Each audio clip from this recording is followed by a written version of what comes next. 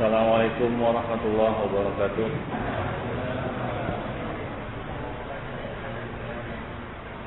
Alhamdulillah, nahmaduhu wa nasta'inuhu wa nastaghfiruh wa na'udzu billahi min shururi anfusina wa sayyiati a'malina. May yahdihillahu fala mudilla lahu wa may yudlil fala hadiya lahu. Asyhadu an la ilaha illallah wahdahu la syarika lahu wa asyhadu anna Muhammadan abduhu wa rasuluh. Ya ayyuhalladzina amanu ittaqullaha haqqa tuqatih wa la tamutunna illa wa antum muslimun, amma ba'du. Ikhwan fillah, kita masih berbicara tentang kesalahan di dalam qunut. Kesalahan berikutnya di dalam qunut adalah kesalahan yang ketujuh. Walam yarid an sahabati Rasulillah sallallahu alaihi wasallam halal qunut fi shalah illa ta'min. Nah, di dalam doa qunut ketika menyambut doa imam, nah di sana para makmum ada yang mengucapkan banyak ucapan. Ya, ada yang bersalawat kan gitu ya, ada yang kadang-kadang ada yang bertakbir, ada yang mengucapkan hakun, asyhad dan seterusnya.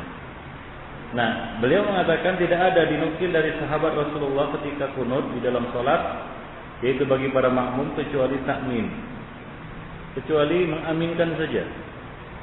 Ya, jadi tidak ada salawat, tidak ada shallu alaihim gitu ya, dan seterusnya. Ya, ada yang Allah Allah gitu ya, dan macam-macam lagi sambutan dari para makmum. Nah, ini tidak ada dinukil ya dari sahabat-sahabat Rasulullah ucapan-ucapan lain untuk menyambut doa makmum, doa imam selain ucapan amin. Jadi makmum mengaminkan doa kunutnya imam. Ya, doa kunutnya imam. Baik kunut nazilah maupun kunut witir. Seperti yang kita jelaskan bahwa kunut ada dua macam. Ada kunut nazilah, yaitu kunut yang dilakukan apabila terjadi musibah atau malapetaka atau sesuatu yang menimpa kaum muslimin. Dan yang kedua adalah kunut witir yang dikerjakan pada salat-salat witir, baik di dalam Ramadan maupun di luar Ramadan. Wa min akhta'il ma'mumin ziyadat ibarat lam yarid bihal athar. Dan di antara kesalahan para makmum adalah menambah beberapa kalimat-kalimat yang tidak ada riwayatnya. Wa innama hiya mujarradin nadharin. Itu hanyalah sebatas persangkaan atau logika saja. Mereka anggap baik. Dan kadang-kadang mereka mengucapkan itu spontan saja. Misalnya ucapan mereka hakun dan seterusnya. Atau mengucapkan asyhadu kan begitu ya. Dan sejenisnya. Wa kadzalika qallaba aydiyahum 'inda du'a 'alal kafarah wa 'inda ad-du'a yarfa'us syarr wal bala awil bala. Demikian juga mereka membalikkan, bukan begini lagi tapi begini. Nah, ketika imam membacakan doa atas orang-orang kafir, yaitu mendoakan kebinasaan atas orang kafir atau doa untuk mengangkat keburukan dan bala, maka sebagian makmum ada yang membalikkan tangannya seperti ini. Nah, itu tidak ada riwayatnya dari sahabat. Dan itu hanya dilakukan pada doa istisqa, ya. Mereka membalikkan tangan seperti ini pada doa istisqa, bukan pada doa kunut witir atau kunut nazilah. Jadi ini tidak ada dinukil dari Rasulullah sallallahu alaihi wasallam. Jadi makmum tetap mengangkat tangan seperti biasa dan mengaminkan, ya, mengaminkan. Hanya sebatas itu saja, ya, tidak mengucapkan kata-kata lain ya seperti yang kita dengar dari sebagian orang. Nah, itu tidak ada riwayatnya dari para sahabat Ikhwan fillah. Baik. Nah, itu kadang-kadang kita lihat di Masjidil Haram waktu Ramadan kan begitu ya. Ketika imam melantunkan doa kunut witir yang panjang, nah di situ ya sebagian makmum ada yang ya kita katakan mengucapkan banyak kalimat entah apa yang mereka ucapkan. Kadang-kadang mereka mengikuti doanya imam, kadang-kadang mereka bertakbir, kadang-kadang mereka bertasbih. Ya, kadang-kadang mereka mengucapkan Allah Allah kan begitu ya. Kadang-kadang mereka ya berselawat dan seterusnya. Nah, ini tidak ada riwayatnya dari Rasulullah dan dari para sahabat. Baik. Wa min aqsa'il musallin fil qunut Dan di antara kesalahan orang-orang yang sholat pada waktu membaca doa kunut adalah, ini para imam ya, yaitu imam membacanya dengan memfathahkan ain. Ini pada kunut witir. Pada kunut witir ada sebahagian imam yang membaca dengan memfathahkan ain pada kalimat wala ya'izzu fi du'ail kunut witir, wala ya'izzu man adai. Ya, sebahagian memfathahkan ain. Mereka membacanya wala ya'azzu. Ada juga yang membacanya wala ya'uzzu. Nah, ini salah. Yang benar adalah wala ya'izzu. Ya, bukan ya'azzu. Nah, ini menjelaskan kepada kita bahwa doa itu tidak bisa dikarang-karang. Ya, doa yang maksur, doa-doa yang tertentu, waktu, tempat pelaksanaan dan pengucapannya, nah ini tidak boleh diganti-ganti. Ya, demikian pula kita anjurkan kepada orang yang tidak mengerti bahasa Arab untuk tidak mengganti domir-domir yang ada dalam doa. Kalau nggak mengerti, karena bisa fatal akibatnya, bisa salah dia di dalam menggantinya. Ya, bacalah apa yang dia hafal, bacalah yang dijelaskan ataupun diajarkan di dalam nas hadis. Dia tidak perlu merubahnya. Misalnya di dalam doa jenazah mengganti domir mudzakkar menjadi muannas, ya, atau domir domir mufrad menjadi domir jamak. Ini bukan pekerjaan yang mudah. Kalau dia tidak mengerti ilmu sharaf, itu bisa bersalahan. Ya, itu bisa bersalahan. Dan bisa fatal, ya, kesalahannya. Ya, bisa merubah arti. Ya, karena merubah bentuk kalimat bisa merubah arti. Ya, dalam bahasa Arab, ya, berganti harakatnya saja itu bisa berubah makna. Ya, wala ya'azzu wala ya'izzu itu berubah maknanya.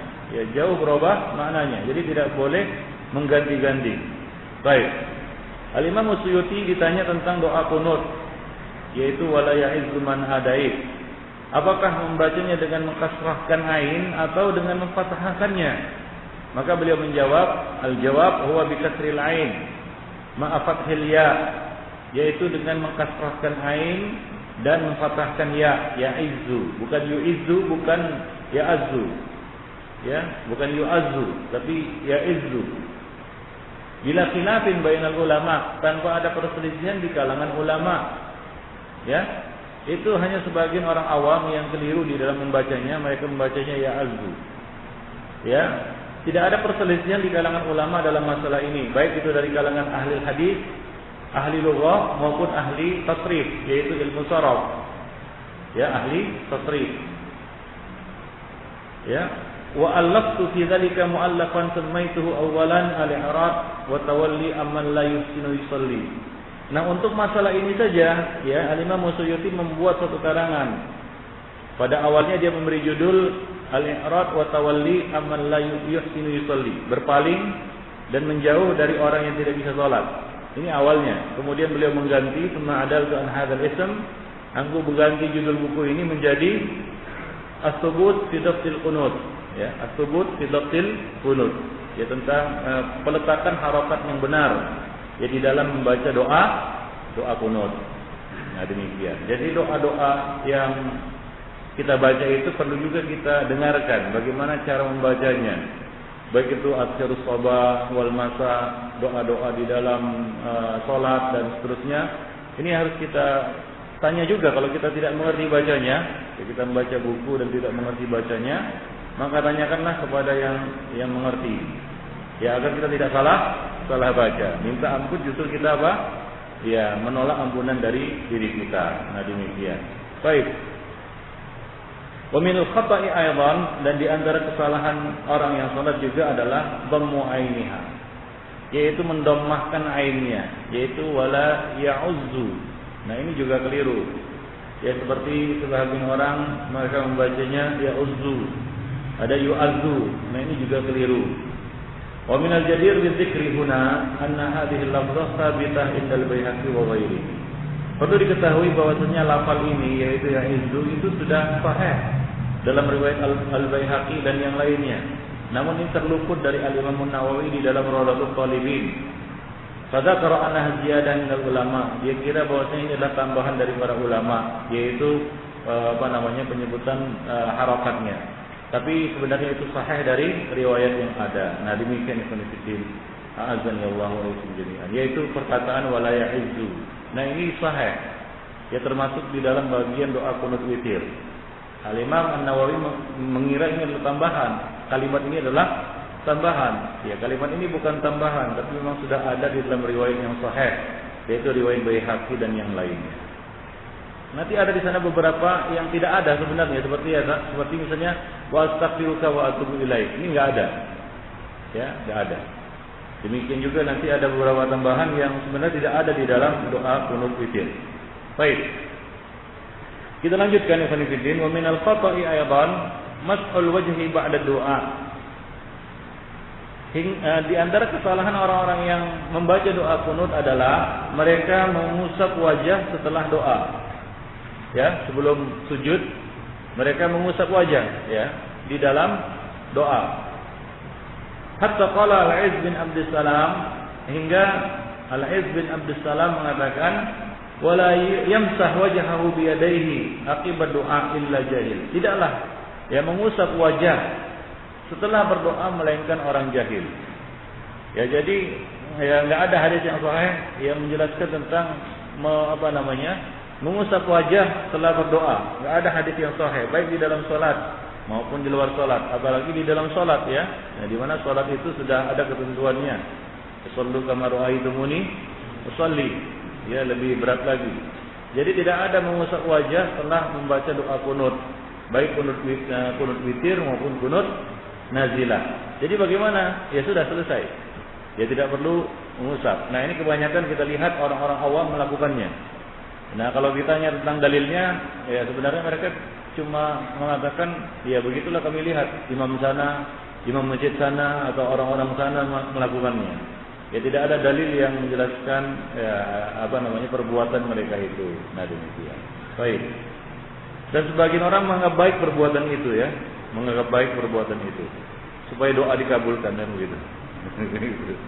Nah, itu ikhwan fillah, itu juga bukan kebiasaan kaum muslimin, bukan kebiasaan orang Islam. Itu mungkin kebiasaan orang Nasrani, Yahudi, mereka seperti itu. Anda perhatikanlah orang-orang Nasrani, ya mereka mengusap wajah ya setelah berdoa. Nah, itu bukan kebiasaan kaum muslimin dan tidak ada diajarkan oleh Rasulullah sallallahu alaihi wasallam. Baik. Wa minal khata'i aidan, dari antara kesalahan di dalam masalah qunut ini juga adalah takhsisul qunut fi nisfi tsani min Ramadan fi salatil witir, yaitu mengkhususkan qunut pada separuh terakhir kedua pada bulan Ramadan, yaitu pada salat witir. Nah, ini sebenarnya tidak ada dalilnya. Ada dalilnya tapi dalilnya tidak sahih. Sebagian orang mengkhususkan baru berwitir setelah 15 ke atas. Nah, ini sebenarnya tidak ada dalil yang sahih. Artinya apa? Boleh dia berwitir sebelum tanggal itu. Boleh berwitir bahkan semenjak satu Ramadan. Tidak ada larangannya. Ya, tidak ada larangannya. Wa hadzal qaul masyhur inda Syafi'iyah. Walaupun pendapat itu masyhur di kalangan ulama-ulama Syafi'iyah, yaitu apa? Baru berkunut witir pada 15 terakhir. Ya, separuh terakhir bulan Ramadan. Tapi hadisnya tidak sahih. Dan juga ini adalah pendapat Az-Zuhri, sebuah riwayat dari Imam Malik dan Imam Ahmad. Walakinnahuma raja'a anhu. Namun Imam Malik dan Imam Ahmad sudah rujuk dari pendapat ini. Ya, demikian ya disebutkan. Jadi Imam Ahmad dan Imam Malik rujuk, artinya mencabut pendapat yang ini. Wa dalil al-warid fi dzalika dha'if. Ya, sebab hadis yang diriwayatkan di dalam masalah ini adalah hadis yang dhaif, yaitu riwayat Abu Daud. Di dalam sanadnya ada perawi yang terputus, tidak nyambung dengan perawi yang lainnya, ya. Baik. Demikian juga ada riwayat lain dari Anas Abul Atikah, sementara dia adalah perawi yang dhaif. Jadi intinya adalah ya riwayat tersebut adalah riwayat yang dhaif. Oleh karena itu Al-Imam Al-Baihaqi mengatakan la yasihhu isnaduhu, tidak sahih sanadnya. Baik. Kemudian penulis mengatakan na'am li qunutil witri fi nisfi tsani min Ramadan halah khassah. Memang benar untuk kunut witir pada paruh kedua, artinya apa? Separuh terakhir bulan Ramadan ini ada kondisi khusus. Artinya apa? Ada kekhususan di situ. Dalla alaihi atharun fi sahih Ibnu Khuzaimah, di sanad sahih. Ada sebuah asar yang menunjukkan kekhususan ini di dalam Sahih Ibnu Khuzaimah, sanadnya sahih. Walakin al-qunut laisa mukhtassan fi hadzal waqt. Akan tetapi tidak boleh mengkhususkan kunut pada waktu tersebut. Yaitu apa? Separuh terakhir pada bulan Ramadan. Ada kondisi khusus, yaitu apa? Nanti disebutkan, disinggung di sini, yaitu kunut separuh terakhir ini, ya. Kunut separuh terakhir ini ada di situ sisi kesamaannya dengan kunut nazilah. Maka dari situ boleh dipanjangkan doa pada kunut witir pada separuh terakhir bulan Ramadan ini. Boleh dipanjangkan seperti kunut nazilah, dan boleh dibacakan padanya doa-doa yang biasa dibaca pada doa kunut nazilah. Itu saja kekhususannya. Tapi tidak berkunut sebelum itu dan menyangka bahwasanya tidak boleh berkunut dan baru boleh berkunut sesudah itu, maka ini adalah anggapan yang keliru. Nah, demikian ya konfidin. Jadi boleh berkunut sebelum tanggal 15. Sesudah tanggal 15 maka kunut boleh dipanjangkan. Bukan hanya membaca doa kunut nazilah doa kunut witir yang biasa, yaitu Allahumma hdina fiman hadait, namun boleh ditambah dengan apa? Dengan doa-doa kunut nazilah. Baik. Bal huwa masyru'un fis sanati kulliha. Bahkan kunut ini sebenarnya disyariatkan pada sepanjang tahun. Ya, mulai dari apa? Mulai dari 1 Muharram sampai 30 Dzulhijjah. Artinya 1 tahun penuh itu boleh kita berkunut witir. Kunut witir, ya. Dalam salat witir tentunya, kalau dikatakan kunut witir bukan dalam salat subuh, tapi kunut dalam salat witir. Wa min khalti katsirin minan nas qabduhum annahum yaquluna fi qunutin nawazil. Dan di antara kekeliruan sebagian besar manusia adalah mencampur adukkan doa. Bahwasanya mereka membaca doa pada kunut nazilah atau kunut nawazil, mereka membaca doa kunut witir. Ya. Nah, ini kita lihat, ya, pada orang-orang yang melakukan kunut nazilah dan dia niatnya memang kunut nazilah. Ya, dan dia memang ingin melaksanakan kunut nazilah, namun doa yang dia baca ketika itu adalah, atau dia buka doa kunutnya dengan apa? Allahumma hdina fiman hadait. Nah, ini keliru. Jadi kalau kunut nazilah itu tidak harus dibuka dengan Allahumma hdina fiman hadait, Allahumma hdini fiman hadait. Ya, buka saja dengan apa yang menjadi tujuan inti dari doa kita. Misalnya kita mendoakan kebinasan atas orang-orang Yahudi misalnya, ya, orang-orang Nasrani dan seterusnya. Langsung saja. Ya, tidak harus dibuka dengan Allahumma hdini fiman hadait. Sebagian orang mengira bahwa semua doa kunut, termasuk kunut nazilah, harus dibuka dengan Allahumma hdini fiman hadait. Nah, ini keliru. Tidak harus dibuka dengan Allahumma hdini fiman hadait. Wala syakka anna hadha du'a la yatanasabu wa halun nazilah. Dan tentu saja doa Allahumma hdini fiman hadait ini tidak cocok dengan apa? Dengan nazilah. Dengan musibah ataupun malapetaka atau bala yang menimpa kaum muslimin. Ya, bal hadza doa mahalluhu qunutul witri faqat. Ya, namun doa Allahumma hdini fiman hadait ini khusus untuk kunut witir saja. Apa? Khusus untuk kunut witir saja. Wala yanbaghi ayyuzada alaihi syai'un. Dan tidak boleh ditambah-tambah. Ya, harus mengikuti apa yang diajarkan oleh Nabi SAW kepada Al-Hasan dan Al-Husain di dalam masalah ini. Misalnya seperti banyak imam yang menambah-nambah doanya. Dia mengatakan falakal hamdu ala ma qadait, astaghfiruka wa atubu ilaik. Dan ada beberapa tambahan-tambahan lagi, ya. Ya, sebagian imam suka menambah-nambahkan begitu, seperti Allahumma antas salam wa minkas salam wa ilaika ya'udus salam wa dakhilna jannata darussalam dan seterusnya. Nah, ini enggak ada. Demikian juga di dalam kunut witir mereka menambahkan falhamdu ala ma qadait astaghfiruka wa atubu ilaik. Ini tidak ada. Memang ada beberapa tambahan, ya, misalnya wala malja wala manja illa minka illa ilaik. Nah, itu ada. Ada asarnya. Ya, artinya ada riwayatnya. Adapun tambahan-tambahan seperti ini enggak ada riwayatnya. Baik. Dan kebanyakan orang-orang yang menambah-nambah ini hanyalah lapang. Dia dengar orang lain membacanya, dia pernah dengar ada imam membacanya, dia pun membacanya. Baik. Fahada mimma yanbaghi alla yuqal fi qunutil witri fadlan an qunuti salatil fajri. Nah, ini tidak pantas untuk dibacakan ataupun diucapkan pada kunut witir, apalagi pada kunut subuh yang memang tidak ada dasarnya sama sekali. Baik, ya. Jadi lafal doa itu harus mengikuti yang diajarkan oleh Rasulullah sallallahu alaihi wasallam. Karena doa itu ibadah, dan ibadah sifatnya tauqifiyah, enggak boleh ditambah dan dikurang kecuali dengan dasar. Artinya dengan dalil. Kalau enggak ada dalilnya jangan ditambah-tambah. Lalu bagaimana dengan salawat sudah salat di akhir kunut witir atau di akhir doa kunut witir? Dikatakan di sini, amma salat ala Rasulillah, adapun salawat atas Nabi, faqad thabata fi hadits imamatu Ubay bin Ka'ab an-nas fi qiyam Ramadan.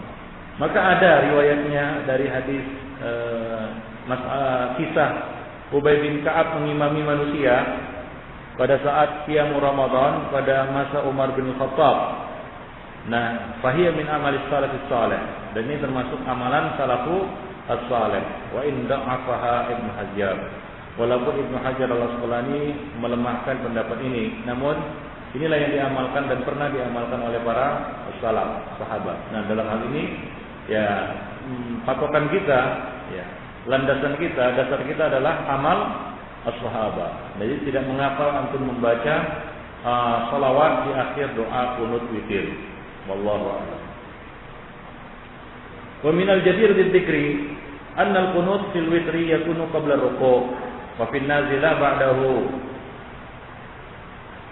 Dan perlu diingat di sini bahwa kunut pada salat witir atau kunut witir itu dilakukan sebelum ruku'. Kunut witir sebelum ruku'. Wa fil nazilah ba'dahu. Adapun kunut nazilah sesudah ruku'. Illa fil nisfi tsani min Ramadan. Kecuali pada paruh kedua pada bulan Ramadan, yaitu 15 terakhir bulan Ramadan. Fa inna lahu shibhan bil kunutain. Kunut yang dilakukan pada separuh terakhir bulan Ramadan ini ada kemiripan dengan kunut nazilah. Ya, ada kemiripan dengan kunut nazilah. Maka dia boleh dibaca sesudah ruku'. Khusus untuk apa? 15 hari terakhir bulan Ramadan. Karena dia ada kemiripan dengan kunut nazilah. Ya, idza waqa'at bil muslimina nazilah, yaitu apabila terjadi pada kaum muslimin satu peristiwa ataupun musibah, malapetaka, bala dan sejenisnya. Kama fi al-athar alladhi rawahu Ibnu Khuzaimah, seperti yang diriwayatkan oleh Ibnu Khuzaimah di dalam bukunya, ya, di dalam bukunya. Nah, untuk masalah witir ini atau kunut ini, Syekh Nasr Lazim telah menulis suatu buku yang berjudul Al-Qaulul Man'ud bi Tafsil Al-Basmalah wal Qunut. Nah, tapi bukunya belum saya lihat ini. Baik. Wa min al-aqta' fil qunut hatta indal qailina bi sunniyatihi fil fajri ala wajhin radhik. Dan di antara kesalahan di dalam doa kunut termasuk juga bagi orang-orang yang berpendapat kunut ini sunnah pada salat fajar secara terus-menerus atau rutin adalah tatwiluhu wa raf'us sauti az-za'id bihi, yaitu memanjangkannya. Ya, seperti yang kita sebutkan tadi, memanjangkannya dengan sangat panjang. Wa raf'us sauti az-za'id bihi, dan mengangkat suara berlebih-lebihan di dalamnya. Walaqad sami'tu wallahi min ba'di ma yusharu ilaihi lil banan. Sungguh aku telah mendengar sendiri atau langsung dari orang yang terpandang ketika dia mengimami salat fajar dan dia melakukan doa kunut yang tidak masyru' itu, ya, seperti yang kita jelaskan. Seolah-olah dia khutbah Jumat, jadi saking panjangnya. Dan dia mengatakan khutbah aku memasakum, yaitu dia sangat bersemangat, dia macam berkhutbah panjang sekali. Nah, sebagian imam ada yang membaca doa kunut ini seperti itu, seperti berkhutbah, sehingga kadang-kadang makmum yang di belakangnya juga merasa berat. Ya. Lebih panjang dari bacaan apa? Bacaan ketika dia berdiri. Nah, kalaulah ikhwan fillah logikanya, ya, untuk ayat-ayat yang dibaca pada sholat harus memilih ayat-ayat yang apa? Yang sederhana, tidak terlalu panjang hingga memberatkan orang yang ada di belakang. Ya, meringankan sholat itu salah satunya adalah meringankan bacaan. Ya, sholat Nabi yang paling panjang adalah sholat subuh. Sholat Nabi yang paling panjang bersama jemaah adalah sholat subuh. Nah, itu Nabi hanya membaca 60 sampai 100 ayat dari ayat-ayat mufassal. Kira-kira surat At-Tur, pernah lihat surat At-Tur? Seperti itulah dia. Atau ya surat As-Sajdah ditambah surat Al-Insan. Itulah dia kadar 60 sampai 100 ayat. Ya, kalaulah kita sholat 2 rakaat dengan membaca 2 ayat ini ataupun 60 sampai 100 ayat, maka itu antara 15 sampai 20 menit. Lalu bagaimana? Ada sebagian orang yang melakukan doa kunutnya aja 15 menit. Sementara diperintahkan untuk meringankan apa? Meringankan sholat, meringankan bacaan ayat. Sementara dia kunut melebihi itu. Nah, ini mungkin kekeliruan dari mereka. Mereka mengira doa mereka barulah mantap kalau panjang-panjang seperti ini. Sementara kalau kita lihat riwayat dari Rasulullah itu mendoakan keburukan atas orang-orang kafir dan meminta pertolongan untuk kaum mukminin di dalam doa kunut beliau tidaklah terlalu panjang seperti yang kita baca doa yang dibaca oleh Nabi SAW di dalam doa kunut itu tidak panjang. Nah, ini harus jadi perhatian bagi para imam. Sebagian orang mungkin meniru yang di Haramain kan begitu ya, yang di Masjidil Haram panjang kan begitu ya. Kalau nggak nangis nanti kalau nggak panjang, hingga kadang-kadang memberatkan. Ikhwan fillah azanillah wa iyyakum jami'an. Nah, mungkin kita katakan kalau dalam salat sunat ya memanjangkan seperti ini masih masuk akal. Dalam artian apa? Yaitu kalau dia tidak sanggup bisa keluar. Ya kan? Wah, panjang kali doa kunutnya, keluar saja. Tapi kalau dalam salat fardu bagaimana dia mau keluar? Sementara dia harus mengikuti kunutnya itu. Ya, misalnya ada seorang imam membaca doa kunut nazilah, dia panjang sekali kan begitu ya, sampai 15 menit doa kunutnya. Ya, sementara apa kata Nabi? Barang siapa di antara aku mau menjadi imam, maka hendaklah dia meringankan salatnya. Karena di belakangnya ada orang yang lemah, ya, ada anak-anak, orang tua dan orang yang punya keperluan. Nah, kalaulah bacaan surat saja diperintahkan untuk meringankannya, apalagi bacaan-bacaan yang lain. Nah, ini harus menjadi perhatian bagi para imam. Baik. Wa hakadha syarr, ya, seperti itulah dia ya keburukan, fala yalidu anhu illa mithluhu. Tidak akan lahir dari keburukan itu melainkan keburukan juga yang semisal dengannya. Fa ilallahil mustaka. Hanya kepada Allah kita hanya bisa mengadukan hal ini. Baik. Itulah dia beberapa kesalahan ikhwan fillah berkaitan dengan ruku, dengan kunut. Nah, sekarang kita akan melanjutkan pembahasan tentang jumlatun min akhta'ihim fi sujud. Kesalahan orang-orang yang salat di dalam hal sujud, yaitu ketika mereka sujud. Nah, sujud adalah bagian yang paling penting di dalam salat. Ya. Kalau dikatakan manakah bagian yang paling penting di dalam salat, yaitu sujud. Pada waktu sujudlah seorang hamba itu lebih dekat kepada Rabb-nya. Ya, lebih dekat kepada Rabb-nya. Aqrabu ma yakunu al-'abdu min rabbih wa huwa fi as-sujud. Ya. Tempat atau waktu di mana seorang hamba lebih dekat kepada Rabb-nya adalah pada waktu dia sujud. Jadi adalah bagian yang penting di dalam salat.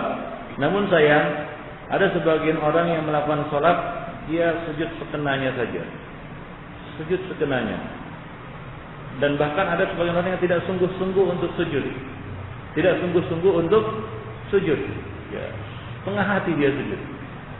Nah, di sini kan kita jelaskan beberapa kesalahan sebagian orang yang salat ketika sujud. Tata'addada akhta'ul musallin fi sujud. Ya, ini kesalahan orang-orang yang salat di dalam sujud ini sangat banyak sekali.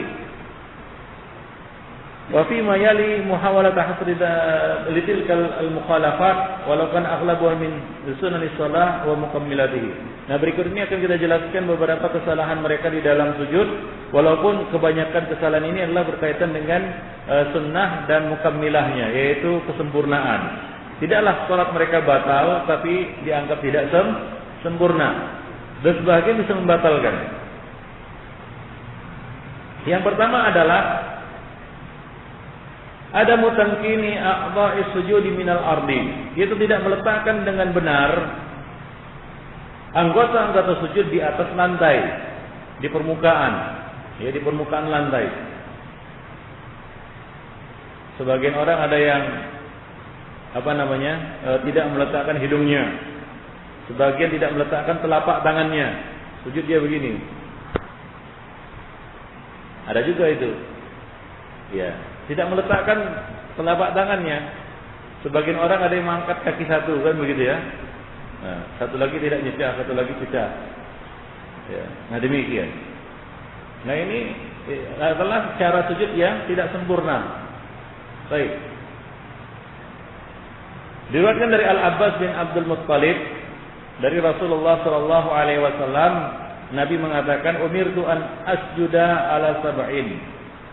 Aku diperintahkan untuk sujud dengan 7 anggota badan. Beliau menjelaskan al-jabhatu wal anfu wal yadaini wal rukbataini wal qadamaini. Yaitu dahi dan hidung, itu satu. Kemudian yang kedua dan ketiga adalah 2 tangan. Yang keempat, yang kelima adalah 2 lutut.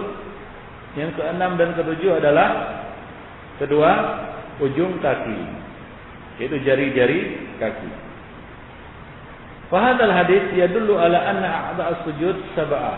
Hadis ini menunjukkan bahwa sujud itu secara syar'i baru dikatakan sujud apabila telah meletakkan 7 anggota badan ini. Kalau dia belum meletakkan 7 anggota badan ini, dia tidak dikatakan sujud, atau belum sujud dengan sempurna.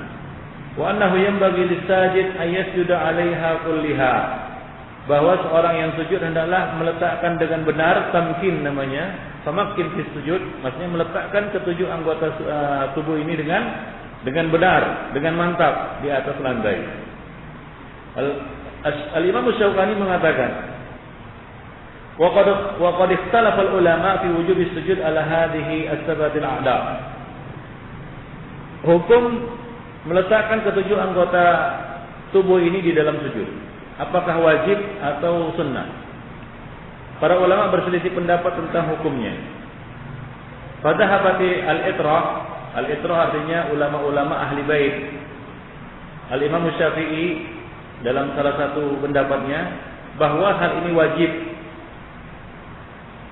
Ya, ila wujubi sujud ala jami'ih. Wajib sujud dengan meletakkan keseluruh anggota tubuh ini. Sementara Abu Hanifah wa Syafi'i dalam satu riwayat dari beliau dan mayoritas fuqaha mengatakan al-wajib as-sujud ala jabhati faqat. Bahwa sujud itu yang wajibnya adalah meletakkan dahi saja. Kalau bisa meletakkan dahi saja, itu sirkus namanya, bukan sujud. Gimana meletakkan dahi saja tanpa meletakkan anggota tubuh yang lainnya? Kata mereka, ini disebutkan dalam buku-buku Hanafi. Ya, kalaulah seorang itu sujud hanya dengan meletakkan dahinya saja, tanpa meletakkan yang lainnya, maka dia sudah dikatakan sujud. Karena kata mereka, sujud itu dalam bahasa Arab adalah wad'ul jabha 'alal ard, meletakkan kening di atas lantai. Nah, orang-orang Hanafi terkenal dengan apa? Dengan kekakuan mereka di dalam berpegang kepada hakikat lugawiyah, tanpa melihat hakikat syariah, yang mana hakikat syariah itu sebenarnya adalah sunnah. Kalau kita berbicara sunnah, apa itu sunnah? Sunnah itu adalah hakikat syariah. Nah, kenapa orang-orang Hanafi ini banyak menyimpang dari sunnah? Karena mereka banyak berpatokan kepada hakikat lugawiyah. Misalnya ruku kata mereka al-inhina. Maka kalau seseorang sudah inhina artinya merunduk, maka dia sudah ruku. Ya, demikian juga tawaf kata mereka. Tawaf itu adalah berkeliling. Maka kalau sudah berkeliling, walaupun muternya lain, pernah naik haji, muternya dari mana? Berlawanan arah jarum jam atau sesuai? Berlawanan. Nah, kata orang-orang Hanafi, kalau ada orang yang tawaf, lalu dia tawaf searah jarum jam, maka sudah dikatakan tawaf. Nah, demikian. Kenapa? Karena kata mereka tawaf itu berkeliling. Jadi bagaimanapun keliling dia, maka sudah dikatakan tawaf. Nah, jadi mereka berpegang kepada hakikat lugawiyah. Ya, hakikat lugawiyah. Maka dari itu mereka mengatakan bahwa memulai tawaf itu tidak harus dari rukun Hajar Aswad. Jadi dari manapun kalau dia masuk ke Ka'bah, ya, dari pintu manapun kemudian dia putar-putar, maka sudah dikatakan tawaf. Nah, demikian ya. Nah, itu mereka sebutkan di dalam buku-buku mereka. Nah, ini jelas keliru. Dalam arti kesalahan mereka adalah mereka hanya berpatokan kepada hakikat lugawiyah. Ya, artinya mereka melihat hanya secara literal saja, makna literal, makna kamus, tanpa melihat kamus sunnah. Maksudnya apa? Hakikat syariah. Hakikat syariah namanya tawaf itu dimulai dari mana? Dari rukun Hajar Aswad, kemudian 7 kali putaran berlawanan arah jarum jam, dan berakhir di situ juga 7 kali putaran. Nah, demikian. Bagi mereka itu semua tidak berlaku. Nah, demikian. Baik, konfidina azani Allah wa iyyakum. Nah, demikian juga di dalam masalah sujud mereka mengatakan al-wajib sujud alal jabhati faqat. Kewajiban sujud itu hanyalah meletakkan dahi saja.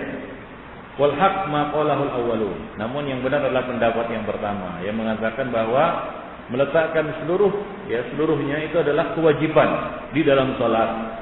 Kewajiban, ya. Artinya apa kewajiban? Ya. Kalau ditinggalkan maka dia berdosa. Walaupun meninggalkannya tidak berarti batal salatnya, karena dia bukan rukun.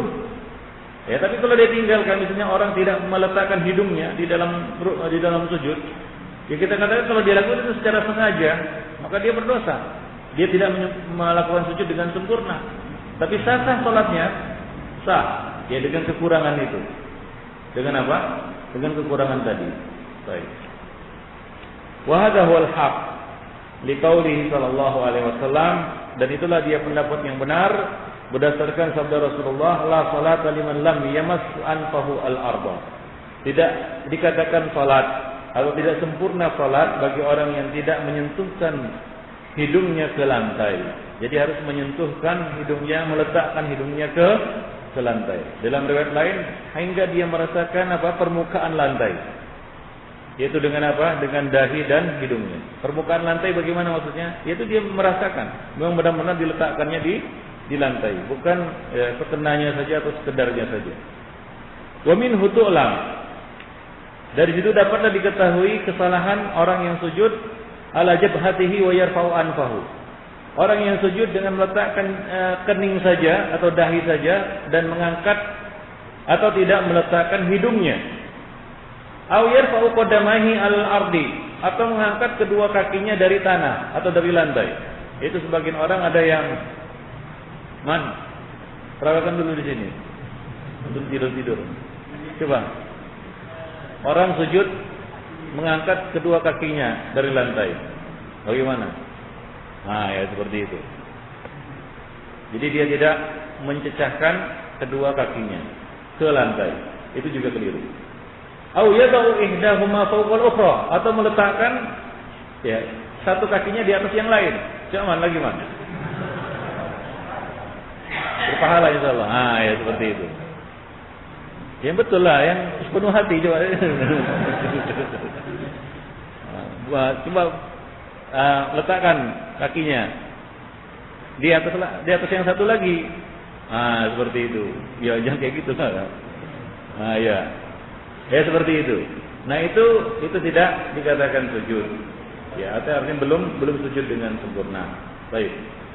Duna an tamassal ard, tanpa menyentuhkannya ke lantai. Fala yakunu sajidan illa ala khamsa aw sittata a'dha. Dia tidak sujud kecuali dengan 5 atau 6 anggota sujud saja. Padahal anggota sujud itu ada 7. Nah, Rasulullah Shallallahu Alaihi Wasallam telah berkata kepada orang yang buruk salatnya, Nabi mengatakan, "Idza sajadta famakkin bi sujudika." Jika engkau sujud, maka mantapkanlah meletakkan anggota-anggota sujudmu. Mantapkanlah. Jadi betul-betul mantap diletakkan di atas lantai, tidak setengah-setengah. Kemudian ada tumakninah fi sujud, tidak tumakninah di dalam sujud. Artinya patok ayam di dalam sujud. Ini sudah kita jelaskan ketika membahas kesalahan-kesalahan pada waktu ruku dan i'tidal ya. Ya, bahwasanya Rasulullah SAW menghukumi batalnya salat orang yang tidak meluruskan punggungnya pada waktu ruku dan sujud. Jadi dia harus meluruskan. Artinya betul-betul ya, tulang punggung itu atau tulang-tulang belakang itu kembali ke tempatnya.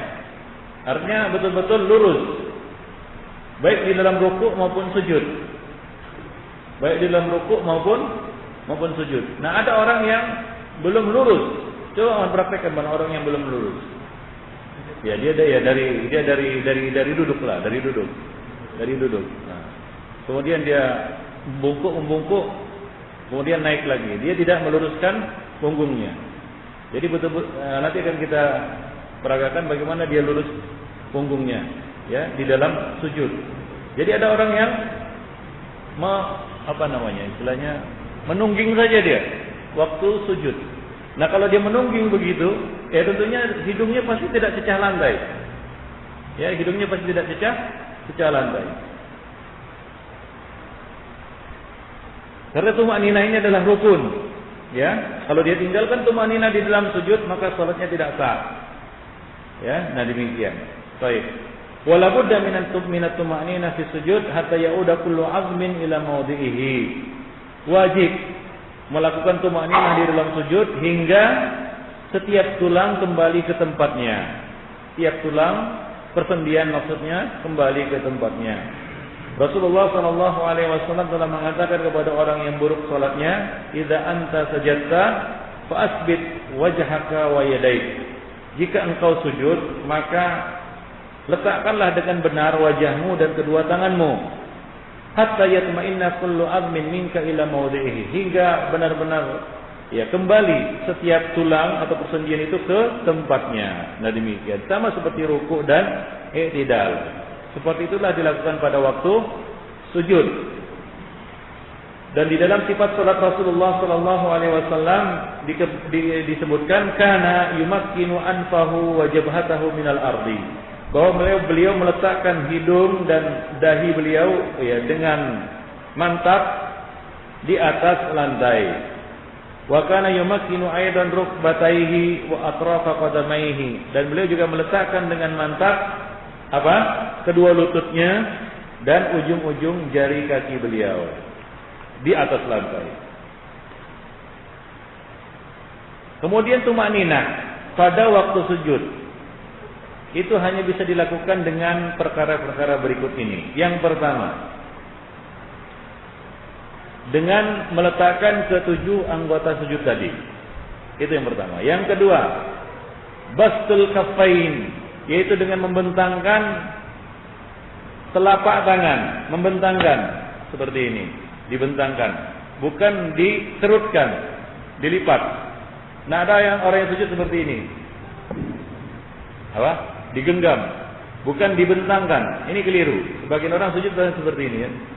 Ada juga yang seperti itu ya. Sujud. Coba antum sujud seperti gini. Nah, ada juga yang sujud seperti itu. Seperti itu. Coba man. Iya seperti itu. Dia yang itu salah. Yang itu salah. Kenapa? Karena tidak dia bentangkan. Dia seperti ini. Ada orang yang sujud seperti ini, dia sujud.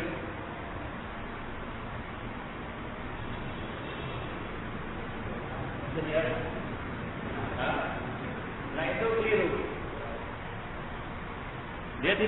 Dia cuma meletakkan jari, ya, tidak meletakkan telapak. Ya, mungkin sebagian orang melakukannya spontanitas seperti itu. Ya, dia letakkan seperti ini. Atau mungkin karena lantainya kotor, ya, atau ada sesuatu, maka dia meletakkannya seperti ini. Ya, tidak membentangkannya. Jadi harus dibentangkan itu. Wa bastul kafain, membentangkan telapak tangan. Wa adamut tafriq bainal asabi, dan tidak merenggangkannya. Bukan seperti ini juga. Ya, bukan juga seperti ini, tapi seperti ini. Ya, jadi yadummuha. Ya, dengan merapatkan jari jemari dan membentangkannya. Wa tawjihuhuma ila qibalil qiblah, dan menghadapkannya ke kiblat. Ya, bukan ke sini, bukan ke dalam, ada juga yang ke dalam gini ya. Ya, karena dia mau melebarkan ini, dia ini jadi tidak ke kiblat, bukan ke sini. Bukan ke arah kepalanya, bukan juga keluar seperti ini, ya, tapi menghadap ke kiblat. Wa ayyakuna hadwal mankibaini ahyanan wa hadwa udunaihi, dan meletakkannya setentang dengan bahu. Coba, dengan bahu, coba lihat. Itu setentang dengan bahu, atau kadang-kadang setentang dengan telinga. Kalau setentang dengan telinga gimana, Man? Agak naik sedikit.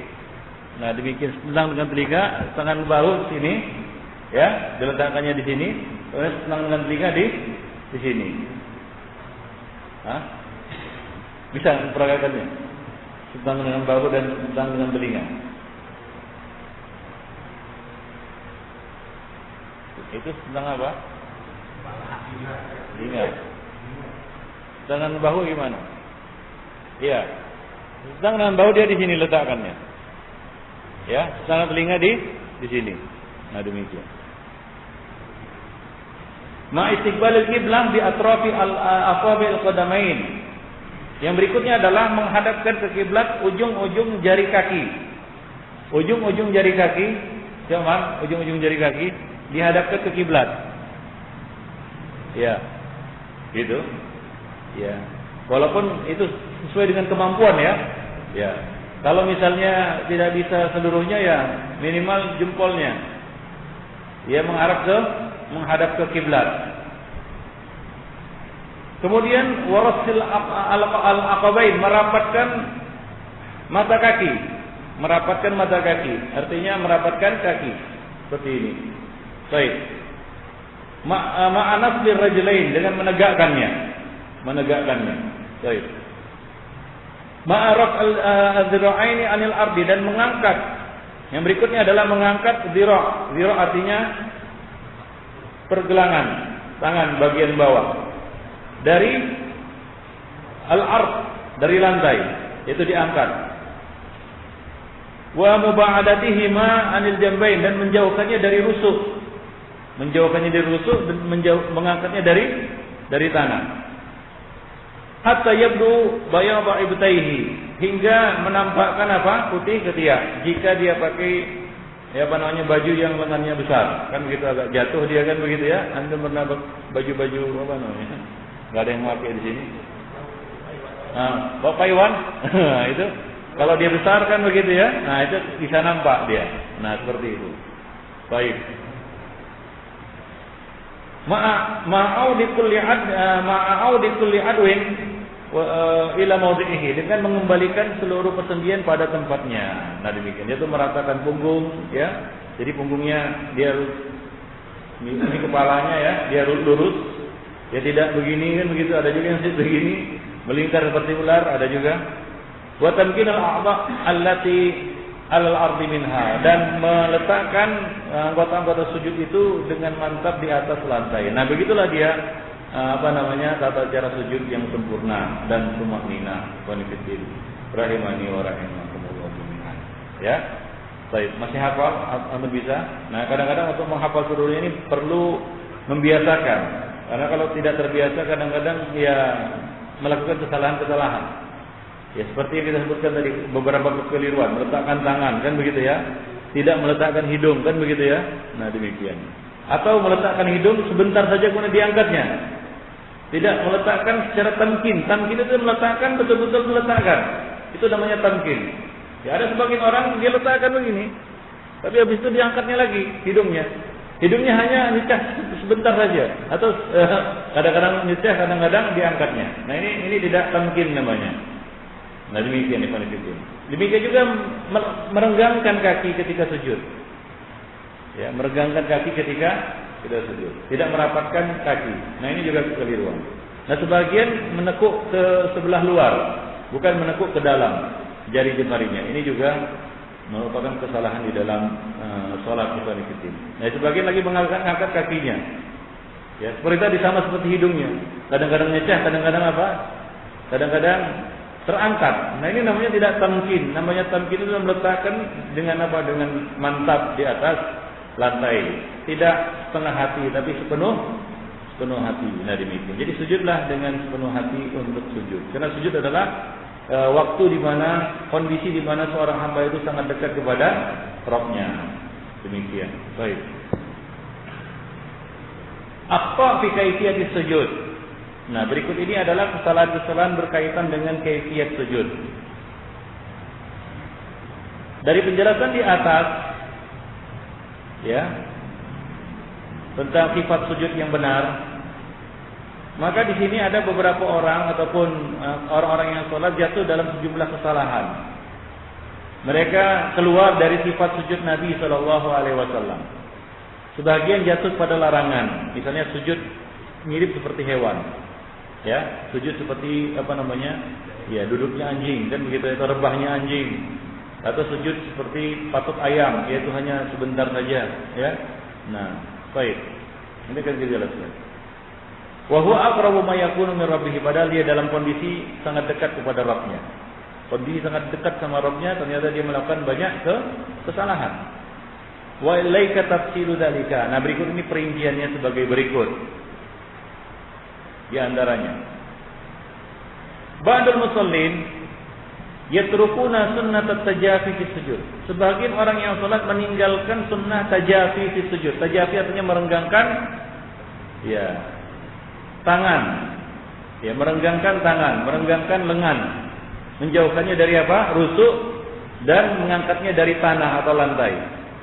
Mereka sujud rapat seperti ini, ya. Kemudian apa? Ada yang merebahkannya seperti ini, merebahkan apa namanya? Sikunya, meletakkan sikunya ke lantai. Ini kekeliruan, ya, di dalam sujud. Nah, kecuali di dalam sholat berjamaah, di mana dia tidak bisa merenggangkannya. Ini sesuai dengan kemampuan, ya. Sekali lagi, ini sesuai dengan kemampuan, dan ini bisa dilakukan ketika dia mengerjakan sholat sendirian. Tapi ketika sholat berjamaah, ya, dia tidak mungkin untuk mengembangkannya, kan begitu ya? Karena kalau saling mengembangkannya nanti susah. Kecuali bagi imam, kan begitu ya? Kecuali bagi imam, dia bisa mengamalkan ini. Maka mampunya dia. Tapi yang jelas dia tidak boleh merebahkan tangannya ke lantai. Diangkat. Usahakan dia angkat, ya, tidak merebahkannya ke lantai. Baik. Wa sifatut tajafi al-matlub, dan sifat tajafi yang dituntut di dalam salat adalah ayyarfa'a batnahu an fakhidhaihi. Dia merenggangkan perutnya dari kedua pahanya. Jadi tidak menempel. Coba menempel paha dan mundur lagi sedikit antum. Bukan badannya. Bukan perutnya ya, dekat ke paha. Lagi. Bukan. Ke belakang lagi. Ini yang salah. Yang salah ya. Lagi. Mundur lagi. Kepalanya mundur lagi. Ah, gitu. Ah, gitu. Gitulah dia. Kenapa? Namanya yang salah, ini yang salah. Nah, coba apa? Gak mau jadi model si Lukman. Ini yang salah. Yaitu merapatkan, ya seperti itu. Yang merapatkan apa? Perutnya ke pahanya. Nah, ini salah. Baik. Wa yub'idu adadaihi an jambaihi, dan menjauhkan lengannya dari kedua rusuknya. Lengannya ini ya dari rusuknya ini dijauhkan. Biqadri ma yumkinuhu, ya, kadang dia mampu untuk melakukannya. Wala yudayyiqu ma yalihi, tidak boleh dia mengganggu orang yang di kanan kirinya. Itu di dalam salat berjamaah. Ya, artinya untuk salat berjamaah janganlah dia melakukan itu kalau dia tidak bisa melakukannya. Kan begitu ya? Baik. Wa yarfa'a dir'aihi 'anil ardi, dan dia mengangkat lengannya dari lantai. Mengangkat lengannya dari lantai, tidak merebahkannya. Wa yada'a kaffaihi hida'a mankibaihi, dan dia meletakkan kedua telapak tangannya, ingat telapak tangan bukan jari ya, ujung jari, setentang dengan bahu atau kedua telinganya. La hida'a rukbataihi, bukan setentang lutut. Coba setentang lutut atau paha. Ya, ada yang seperti itu. Ada yang seperti ini. Ada orang yang sujud seperti ini. Banyak.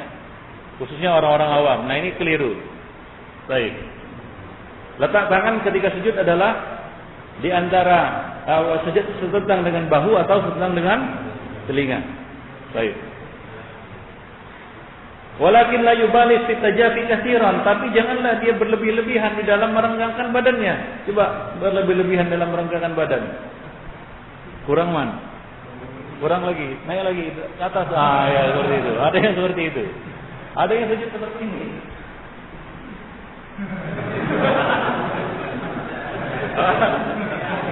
Ada. Tiarap. Hampir tiarap. Ya, ada yang berlebih-lebihan dia. Ya. Bagian yang kita lihat yang melakukan ini adalah orang-orang yang multazim, artinya sunnah, kan begitu ya, orang sunnah. Anak nggak tahu dari mana dalil dia melakukan seperti itu, tapi berlebih-lebihan. Sampai ya bukan gitu caranya dia. Jadi jangan dia yubaligh fi tajafi katsiran, fayamuddu salbahu aw dhahrahu ka hay'atil muttaji ala batnihi. Maka dia memanjangkan, membentangkan ya tulang punggungnya seperti orang yang muttaji ala batnihi, seperti orang telungkup. Ya, tiarap seperti itu. Kan begitu ya, seperti yang kita contohkan tadi. Sampai gini. Ya. Kadang-kadang menyodok orang yang di depannya dalam salat berjamaah. Saking majunya dia. Kadang-kadang diduduki sama orang yang di depannya gitu. Kepalanya kan begitu. Karena terlalu panjang ke depan. Nah, itu juga keliru ikhwan fillah. Ya, kalaupun antum pernah melihat ada orang sunnah melakukan seperti itu, antum perlu tahu bahwa itu nggak ada dalilnya. Itu nggak tahu tuntunannya dari mana. Anak juga nggak ngerti. Tapi ada kita lihat. Anak juga kadang-kadang lihat ini orang, ini bukan jemaat tabligh ini. Gitu. Kalau jemaat tabligh malum lah gitu ya. Ini kayaknya orang sunnah ini. Tapi kok cara sujudnya seperti itu, kita juga heran. Mungkin di dalam sholat sunat ya kita lihat dia seperti itu. Nah ini agak aneh dan ini tidak ada. Anak nggak tahu di buku mana dia baca tentang sifat sujud seperti itu. Baik. Jadi nggak perlu untuk tiru kan begitu. Ya. Bihaitsu yasilu ra'sahu ila shaffil ladzi amamahu, di mana kepalanya sampai kepada shaf yang di depannya. Nah begitu. Jadi antum tahu ukuran sujud ya. Ukuran sujud jangan lebih kan begitu ya. Sampai ya seperti yang kita berkata tadi. Orang yang di depan mau duduk, ya, seduduklah kepalanya. Baik. Bihaitsu yasilu ra'sahu ila as-saffil ladzi amamahu wa yukallif nafsahu bihadzal imtidad, dan dia memberat-beratkan dirinya untuk memanjangkan sujudnya seperti ini. Nah, itu tidak ada dalilnya ya fillah. Ta'azzani Allah wa iyyakum jami'an. Nah, di dalam hal ini ada risalah yang ditulis oleh Syekh Abdullah bin Abdurrahman bin Jibril. Ya, suatu makalah yang berjudul Tanbihat ala ba'dil akhta' allati yaf'aluha ba'dul musallin fi salatihim. Ya, peringatan terhadap beberapa kesalahan yang dilakukan oleh sebagian orang yang salat di dalam salat mereka. Ya, salah satu di antaranya adalah kesalahan seperti ini, yaitu terlalu berlebih-lebihan di dalam tajafi. Ya, terlalu berlebih-lebihan di dalam tajafi. Baik. Nah, ini kebalikan orang yang seperti mengkerut di dalam sujudnya. Ya, sampai-sampai dia meletakkan tangannya di sejajar dengan lututnya. Ya. Ini kalau ini kita lihat kebanyakan orang awam kan begitu ya. Gini lututnya. Nah, yang berlebihan dari sisi yang lain ada yang berlebihan pula. Ada yang seperti selungkup dia. Nah, demikian. Baik. Wa minhu tu'lam khata'u adam at-tawassut fi sujud bainal madhi wal istima'. Dari situ dapatlah kita ketahui ya kesalahan orang yang tidak tawassut, yang tidak pertengahan di dalam sujud, antara terlalu panjang ataupun terlalu mengkerut, pendek. Wa ba'duhum, sebagian orang yang salat ada yang menyerupakan dirinya dengan hewan. Sementara ia di dalam salat. Ya, dalam salat tapi ya, kondisinya ataupun secara zahir gerakannya seperti hewan. Wa huwa musyirun bitahawun wa qillatil i'tina' bis shalah. Dan ini memberikan kesan bahwasanya dia itu tahawun. Tahawun artinya menganggap remeh, menganggap enteng dan tidak peduli. Ya, dan tidak peduli dengan apa? Dengan ibadah salatnya. Sekenanya saja. Ya, ada orang yang salat setengah hati. Maka semuanya dilakukan setengah hati. Sujudnya juga sekedarnya saja. Tidak benar-benar dia pasrah untuk sujud. Tidak benar-benar dia meletakkan anggota badannya untuk sujud. Fa yusalli wa huwa yaltafitu ka iltifatis sa'lab. Dia salat sementara dia menoleh ke kanan ke kiri seperti sa'lab, seperti seekor serigala. Au yaftarisu dira'aihi fi sujudi ka iftirafis sabung, atau dia merebahkan tangannya seperti ya rebahnya binatang buas. Au yang kuruha ka nuqratil hurab, atau dia mematuk seperti patukan burung gagak, itu cepatnya. Au yalzam makanan muayyanan minal masjid, atau dia memilih tempat khusus di dalam masjid, tidak berpindah dari situ, seperti onta. Ya. Onta yang mengambil tempat khusus untuk dirinya. Au yaq'i ka'al qalbi, atau dia duduk seperti duduknya anjing. Bagaimana duduk seperti duduknya anjing di dalam salat? Mana? Ragakan mana? Duduk. Iya, duduknya anjing. Coba. Duduk seperti duduknya anjing dalam salat. Iya, ada orang yang duduknya seperti ini.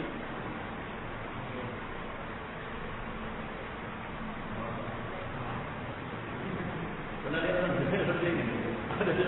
Dia enggak benar-benar duduk ya, seperti ini duduknya. Ya, kakinya disilang di belakang, kemudian tangannya di depan seperti ini. Kenapa? Karena dia mau buru-buru berdiri lagi.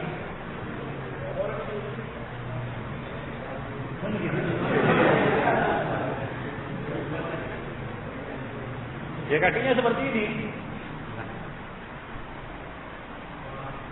Nah, waktu dia sujud seperti itu juga.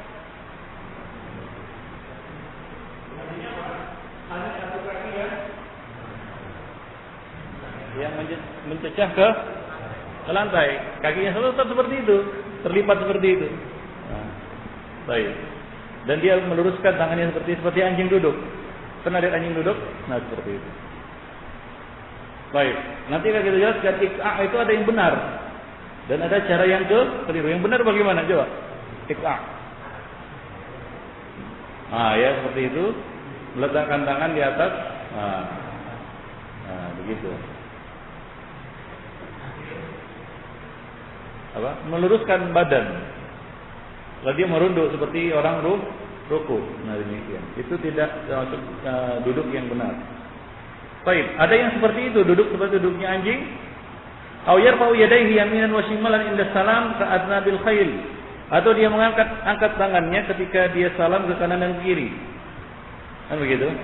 Nah, itu dulu orang angkat tangan seperti ini ketika salam. Assalamualaikum begitu. Kalau sekarang gini kan gitu. Seperti apa itu? Seperti tari piring kan begitu. Baik, nah ini seperti apa? Ekor-ekor kuda. Jadi janganlah kita sholat seperti kondisi binatang seperti ini. Nah demikian. Jadi dihindari. Baik.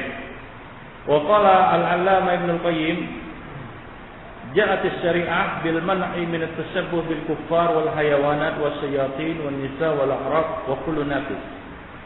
Syariat telah datang dengan membawa pelarangan menyerupakan diri dengan orang-orang kafir, hewan-hewan, setan, wanita, itu bagi pria ya, dan bagi wanita pria. Al-a'rab meniru orang-orang dusun, pedalaman, kan gitu ya.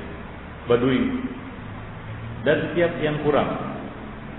Jadi syariat datang membawa perintah untuk tidak menyerupakan diri dengan orang kafir, menyerupakan diri dengan hewan, menyerupakan diri dengan syaitan, menyerupakan diri dengan lawan jenis, dan menyerupakan diri dengan orang-orang badui, orang-orang pedalaman kan gitu ya, yang ya punya etika yang lebih rendah kan begitu ya. Kita tahu lah ya bagaimana orang pedalaman kan gitu ya, dusun pedalaman, dan setiap perkara-perkara yang nakis kurang.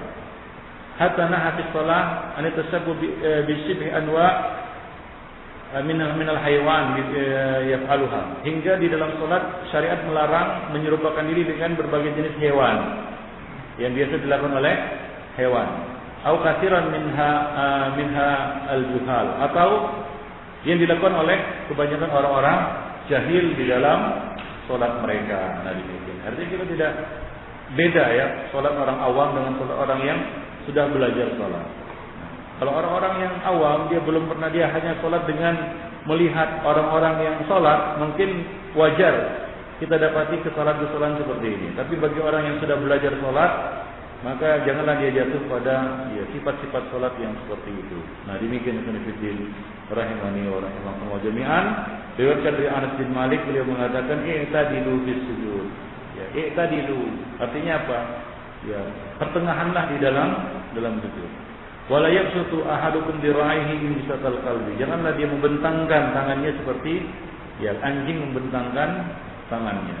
Membentangkan seperti ini. Nah, demikian. Seperti anjing membentangkan lengannya ketika dia duduk waktu orang itu sujud. Demikian itu. Demikian juga i'tidal di sini adil, artinya pertengahan, tidak berlebih-lebihan dan tidak juga ya terlalu rapat, tidak terlalu longgar, tidak terlalu rapat, pertengahan. Nah, demikian. Antum bisa menakarnya. Baik, sesuai dengan size ukuran tubuh antum. Demikian Ibnu Fiddin. Azan wa jami'an. Nah, itu saja. Ya.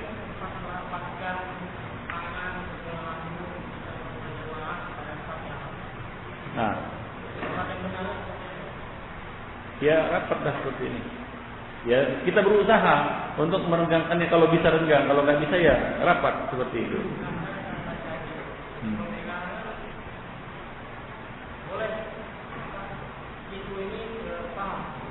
Iya, ya sampai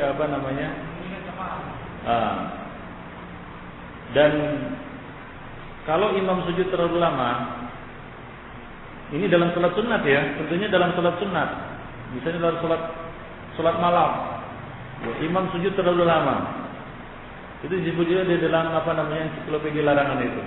Ya, diberikan keringanan untuk berpangku ataupun bertumpu pada siku ke paha. Untuk kalau misalnya terlalu lama dan dia tidak sanggup untuk mengikutinya, maka dia boleh bertumpu seperti itu. Tetap menghadap ke ke kiblat. Iya. Tidak. Tetap dia menghadap ke kiblat. Apa yang bisa dilakukannya sesuai kriteria ini tetap.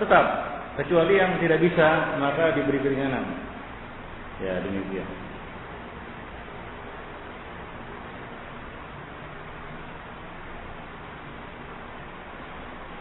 Pada waktu mau sujud, yang mana duluan disunnahkan, lutut atau tangan? Turun ke sujud ya. Ya, ini masalah khilafiyah di kalangan ulama. Ya, ada yang mengatakan lutut dulu baru tangan, ada yang mengatakan tangan dulu baru lutut. Mana yang wajib? Ya, yang wajib adalah tangan dulu baru lutut. Untuk menyelisih menyungkurnya onta. Onta itu kalau dia mau turun untuk duduk, maka dia meletakkan lututnya dulu, baru merupakan badannya. Ya, onta nggak punya tangan, kaki 4 ya. Jadi dia meletakkan apa? Lututnya dulu. Maka kita diperintahkan untuk menyelisihinya. Falyadha ahadukum ya yadayhi qabla rukbatayhi. Dalam hadis itu ada tambahan keterangan Nabi, hendaklah kamu meletakkan tangan kamu dulu baru kedua lutut kamu. Nah, demikian. Itulah yang lebih rajih wallahu a'lam. Baik.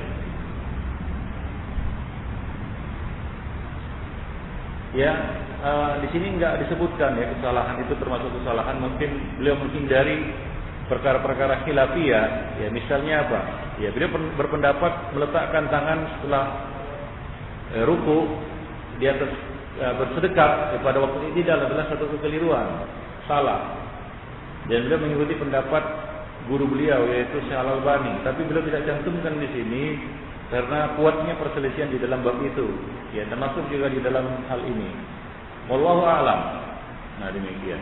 Jadi mohon dimaklumi, itu adalah masalah-masalah yang masyhur khilaf di antara ulama di dalam masalah tersebut.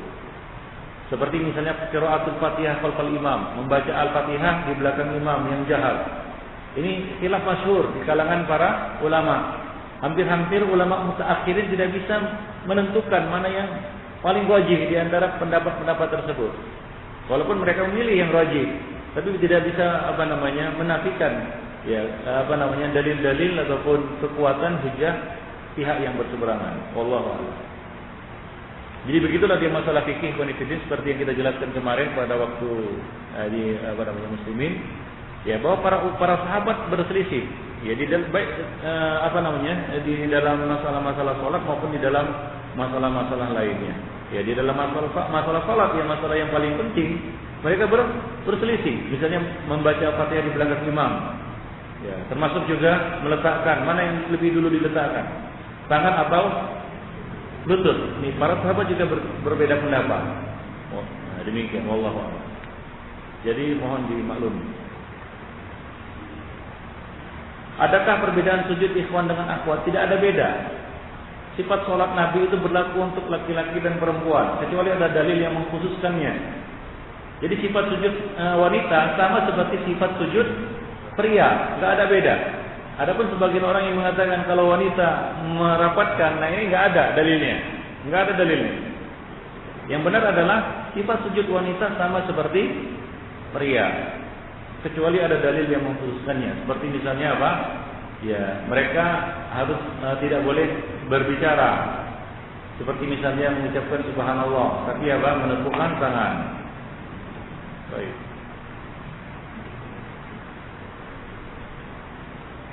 Jika kita masuk masjid setelah azan dikumandangkan, itu salat zuhur. Salat sunnah qabliyah atau salat tahiyatul masjid yang harus kita kerjakan. Dua-duanya kalau bisa. Tapi kalau tidak bisa dua-duanya, hanya ada kesempatan mengerjakan 2 rakaat saja, maka ini boleh digabung. Ya, sekalian niatnya. Sekaligus niatnya. Niat tahiyatul masjid dan qabliyah.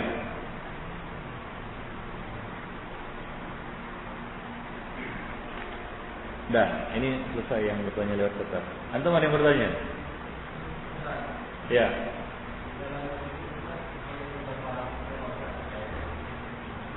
Apa lagi yang ditambah, Pak?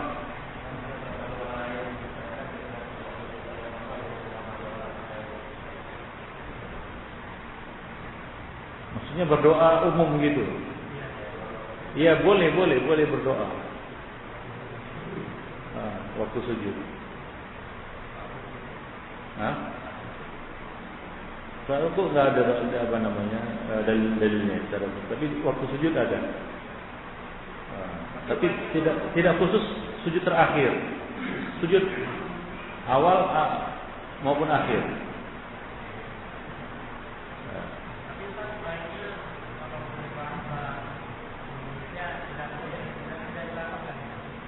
Ya, kalau untuk bahasa Indonesia tidak dia lafalkan bagusnya. Dia baca dalam hati. Baik. Baca doa yang dari Al-Quran juga tidak boleh. Kalau itu baca doa yang diadopsinya dari Al-Quran, lafalnya nggak boleh. Dia harus merubah redaksinya. Kalau dia rubah redaksinya boleh. Nah, demikian. Nggak boleh membaca. Ada di dalam ensiklopedia larangan ada itu. Dan kalau dia mau pakai doa itu, maka dia harus rubah redaksinya. Nah. Ya dia rubah.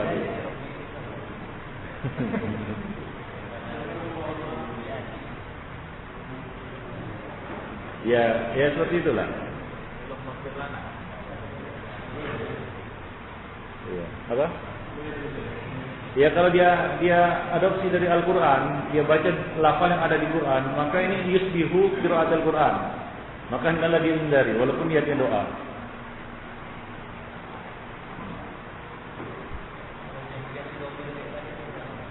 Ya dia kalau ngerti bahasa Arab, kalau dia nggak ngerti bahasa Arab, tanyakan dulu kepada orang yang mengerti.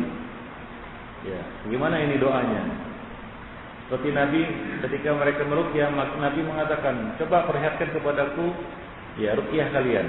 Ya, fa innahu la ba'sa bi ruqyah ma lam takun syirkan. Karena enggak mengapa membaca doa ruqyah selama tidak syirik. Jadi doa itu perlu juga diperlihatkan kepada orang yang mengerti. Benar enggak ini doa bacanya seperti ini? Ya. Nabi berkata kepada para sahabat, ya, a'ridu ilayya ruqakum. Perlihatkanlah kepadaku doa ruqyah kalian. Kenapa? Karena mungkin saja itu ada lafal syirik ya, yang mengandung atau berbau syirik. Ya, fa innahu la ba'sa bi ruqyah ma lam takun syirkan. Kalau tidak ada syiriknya tidak mengapa kata beliau. Nah, jadi perlihatkan. Artinya diuji gitu loh. Baik. Ya.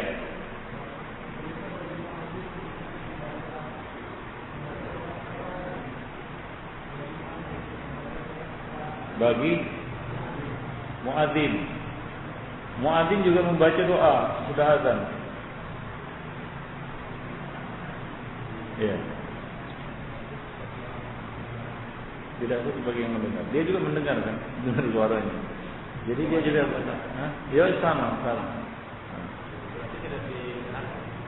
Ya sama seperti orang lain dia membaca doa. Ayat.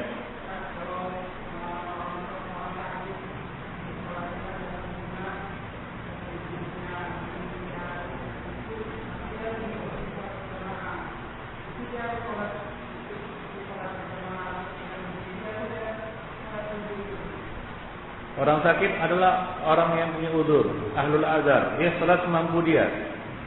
Bagaimana dia mampu? Bagaimana dia mampu untuk melakukannya? Kalau dia tidak mampu berdiri maka duduk. Kalau nggak bisa duduk berbaring, kan begitu. Nah, kalau nggak mampu berbaring juga maka berisyarat dengan isyarat.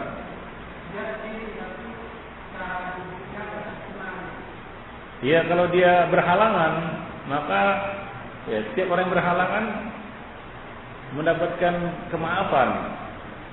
Misalnya antum ada luka di kaki nggak bisa meluruskannya, bengkok dia kan begitu ya, atau lutut pas lutut itu bermasalah kan agak mereng sedikit kan gitu ya, nggak jadi masalah. Ya bahkan kalau misalnya lutut sama sekali nggak bisa dipecahkan, diangkat aja lutut itu waktu sujud juga nggak masalah kan begitu ya. Nggak mungkin letakkan itu sampai dia letakkannya aduh gitu dalam sholat itu kan kacau itu. Jadi kalau ada halangan itu lain cerita. Ini kita bicara orang normal, paham?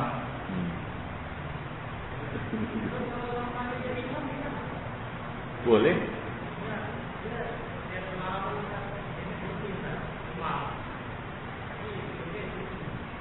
Orang sakit atau yang berhalangan boleh jadi imam. Seperti Nabi pernah mengimami orang salat, beliau duduk. Dari itu salah satu faedahnya adalah orang yang sakit boleh menjadi imam.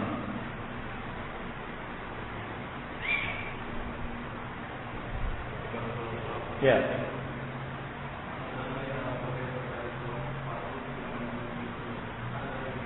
Bergeser gimana? Ya. Iya, anjurannya seperti itu. Ya, kita tanyanya apa ini?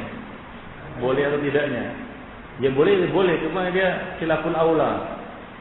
Ya, artinya makruh. Ya, sebaiknya dia bergeser untuk supaya tidak disangka dia mengerjakan sholat fardu lebih dari rakaat yang telah ditetapkan. Dengan sholatnya dia di situ, seolah-olah dia menyambung sholat fardu dengan sholat sunnah. Maka dianjurkan, makruh hukumnya kalau dia sholat di situ juga. Kecuali nggak dapat tempat, lain cerita.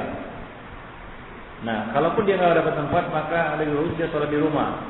Dia tidak sholat untuk menghindari hal yang makruh itu. Misalnya udah keliling sholat semua kan gitu, dia nggak bisa dari tempat yang lain. Mana yang lebih bagus? Dia sholat di situ saja atau dia tunda sholatnya nanti? Lebih bagus bagi dia adalah menunda sholatnya nanti daripada dia melakukan sesuatu yang makruh. Wallahu a'lam. Ya.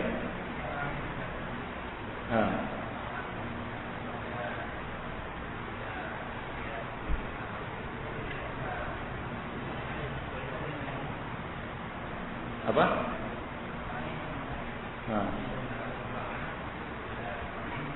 Ada kamar mandinya. Ya.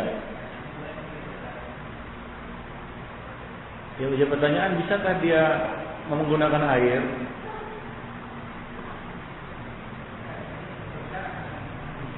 Kalau dia tidak bisa berjalan dan tidak ada yang bisa mengambilkan air untuknya, maka ini kondisi darurat. Air itu dianggap jauh darinya, kan begitu ya, karena ketidakmampuan.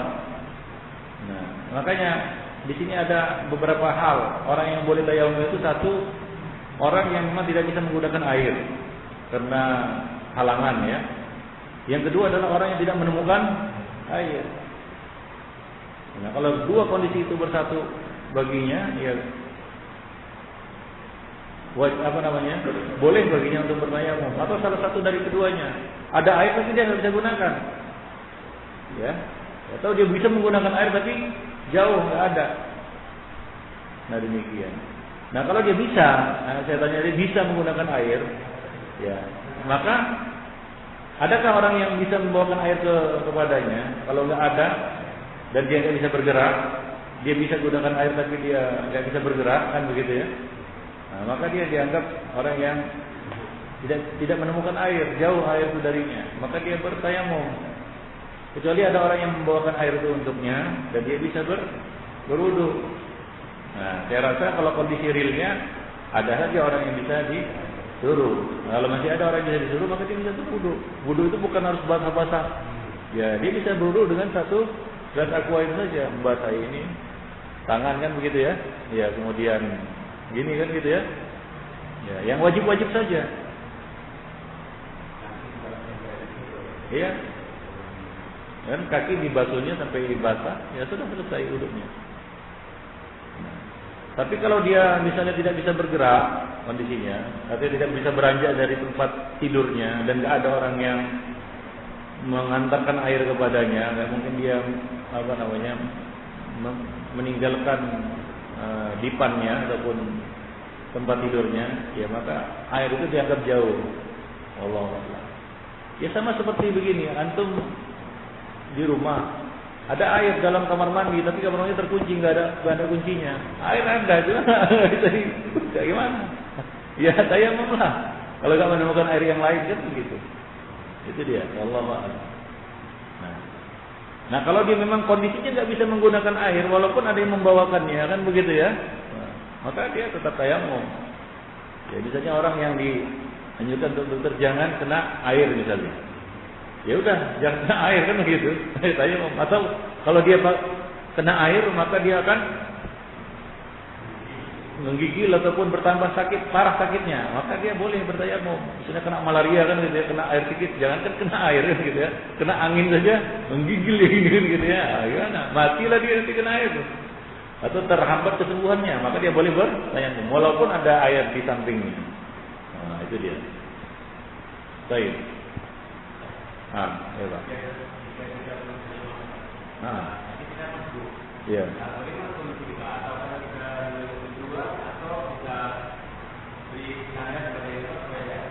Nah, nggak boleh menarik orang yang sudah di depan, sudah berada dalam shot yang sempurna, Lalu kita rusak safnya dengan menariknya ke belakang. Itu artinya kita apa? Telah mengacaukan saf yang di depan. Ya, mengacaukan saf yang di depan. Ya, kalau yang ditarik itu di belakang imam, maka bergeserlah orang dari sana gitu ya. Terus di sana nanti kosong. Ya kan? Nah, itu saya senang di atas penderitaan orang lain.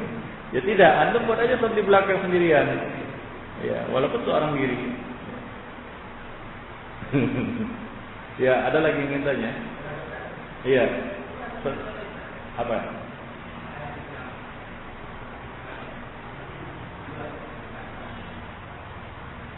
Apa? Gak ada hadis yang menarik ke belakang, gak ada.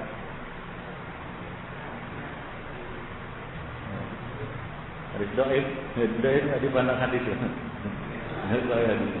Dhaif ya.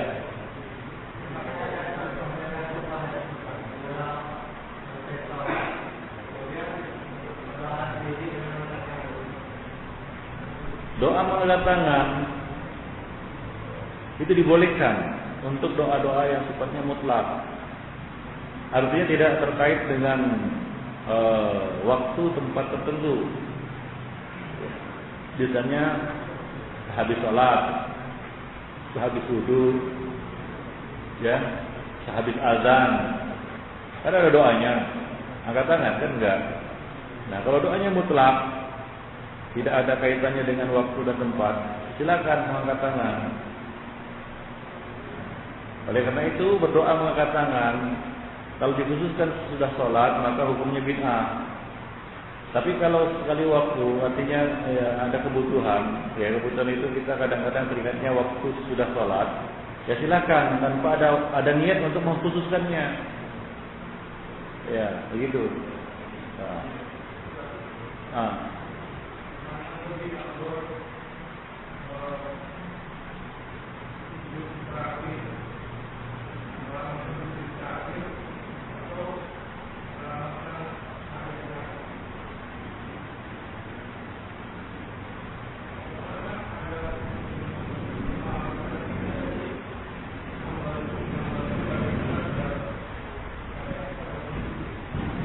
Ya.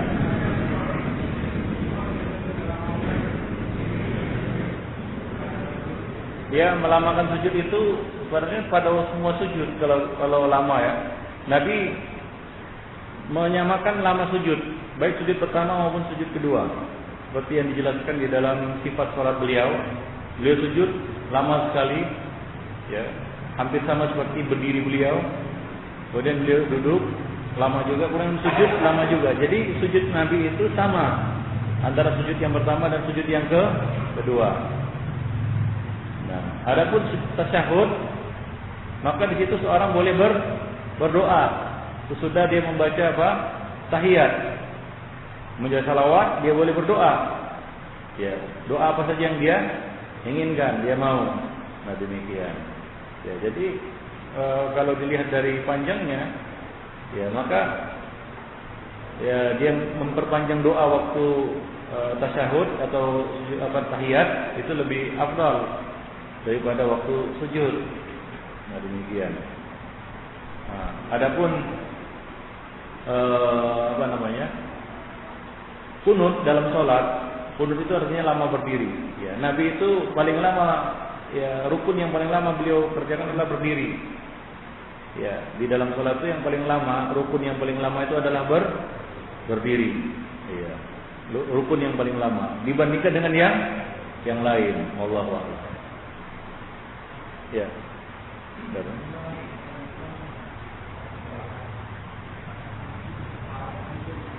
Ya, terus sujudnya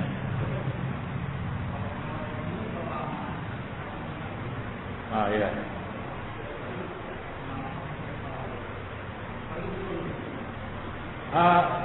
Saya sudah dijawab tadi itu.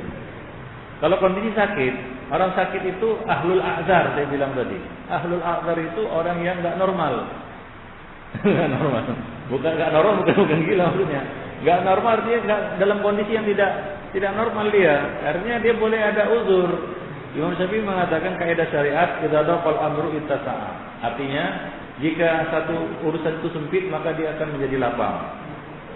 Ya, kita sempit di sini kenapa? Karena bisul kebetulan di sini pula kan gitu. Gimana sih ini? Besar dulu ini. Ya kan seperti tadi kan diancam kan, aduh gitu Pak. Terus sebenarnya. Ya dia salat semampu dia dengan bagaimana dia bisa begitu. Kalau nggak bisa sama sekali dia cecahkan kepalanya, ya dia merunduk, sudah selesai. Ya.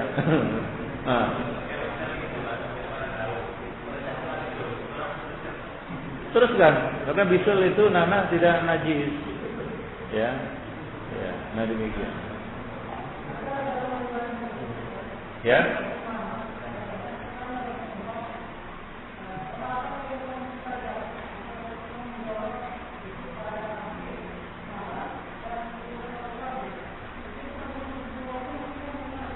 Apa?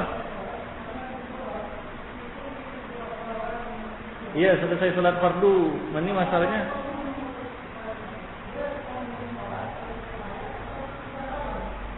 sudah salam. Sudah salat fardu itu artinya sudah salam. Iya. Dan doa, masalahnya di sini bukan masalah doanya, masalah mengangkat tangan. Ya Nabi berdoa sudah salat, Nabi berdoa sudah salat, tapi Nabi tidak mengangkat tangan. Ya, secara khusus ya ketika selesai salat. Hadis itu juga bisa dibawakan sebelum salam. Ya, karena Nabi mengatakan setelah mengajarkan doa yang diajarkan itu berlindung dari 4 perkara. Ya, hendaklah kemudian dia memilih doa yang paling yang dia sukai. Nah, bisa juga dibawakan kepada, ya bisa dibawakan kepada makna itu, bisa dibawakan kepada makna hadis yang kita sebutkan tadi, bisa juga ya doa sudah salam. Nah, ya. Untuk doa sebelum salam Nabi mengatakan mengajarkan kita doa berlindung dari 4 perkara. Nah setelah itu Nabi mengatakan hendaklah dia pilih doa yang dia sukai, dia baca. Iya. Iya. Nah kemudian setelah itu untuk sudah salam ya Nabi mengajarkan doa. Nah, kalau kita ambil bahir dari makna riwayat itu adalah beliau membacanya maksudnya adalah sesudah salam. Wallahu a'lam. Ya demikian. Gimana? Ya.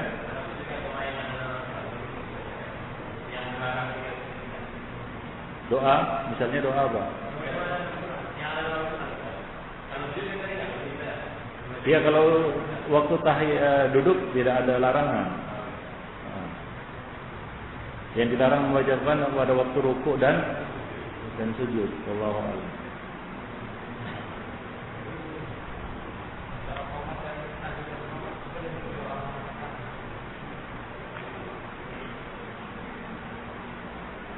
Enggak ada riwayatnya itu. Kalau itu apa namanya? Sesekali enggak jadi masalah.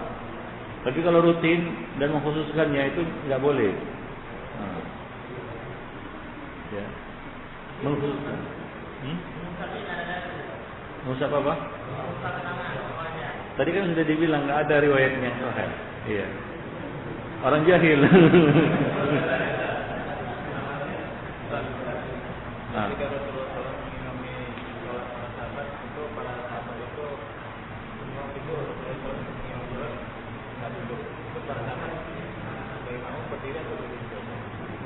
Waktu itu duduk. Iya, waktu itu. Baik, nah demikian saja ikhwan fillah ya pertemuan kita.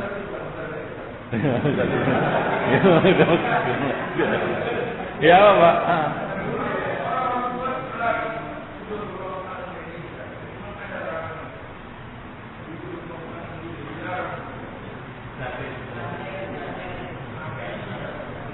Itu kurfaqo namanya. Duduk kurfaqo. Ya, atau istimalus soma. Dulu biasanya orang-orang Yaman, mereka mengikatnya dengan sarung mereka. Diikat kan begitu ya, lututnya, duduk begitu. Nah, gitu. Ya, sebagian ulama memakruhkannya, ya, sebagian membolehkannya. Apa? Iya, ya kufasok itu dilarang, dimakruhkan. Ya, makruh itu larangannya makruh tanzih. Iya. Yang dilarang itu, yang makruh tahrim itu duduk bertelekan ke belakang ini. Nah, itu memang dilarang dan hukumnya makruh tahrim, haram. Karena itu menyerupai orang-orang yang sombong. Tapi kalau kufasok itu makruh tanzih, wallahu a'lam. Ya semuanya. Ya. Ya itu tadi makruh wallahu a'lam. Ya, kalau kayak gitu dilarang karena itu cara duduknya orang sombong. Kalau seperti itu. Ya kan? Nah, kalau kurfasok tadi, kurfasok itu ada beberapa macam. Ada kurfasok yang maknanya adalah istimalus sama, artinya dia merapatkan badannya kemudian dia ikat dengan kain kan begitu. Nah, ini namanya istimalus sama. Nah, ini makruh. Ya, karena itu mencerminkan duduknya orang malas. Ya. Nah, begitu. Wallahu a'lam. Jadi makruh hukum. Karena menyerupai orang malas makruh kan begitu ya. Maka duduknya itu juga makruh. Kalau tadi itu, yang kedua itu orang sombong. Nah, sombong itu haram. Maka cara duduk orang sombong juga ya hukumnya haram, dilarang. Nah, wallahu a'lam. Enggak boleh. Iya. Antum duduk atau menurunkan badan? Kalau duduk lama kan duduk nyandar itu duduk dia kan begitu ya. Kalau merenggangkan badan saja ya tahu lah itu bukan duduk kan begitu ya.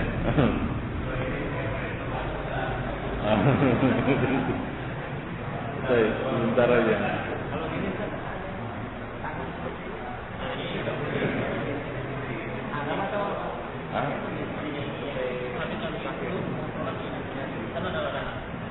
Itu berjalan mendatangi sholat. Iya. Iya, itu ketika itu makruh aja. Iya. Ketika mendatangi sholat. Nah, dan Nabi juga pernah mentasbih di dalam masjid pernah, tapi dalam kondisi tidak mendatangi sholat. Wallahu a'lam. Larangannya ketika orang mendatangi sholat. Nah, nanti ada pembahasan di Sahih Bukhari kalau salah itu. Ya, ada beberapa riwayat Nabi melakukannya dan Nabi melarangnya. Jadi yang dilarang Nabi itu ketika orang itu mendatangi salat. Allah. Nah, demikian saja ikhwan fillah. Subhanallah bihamdik, asyhadu an la ilaha illa anta wa astaghfiruka wa atubu ilaik.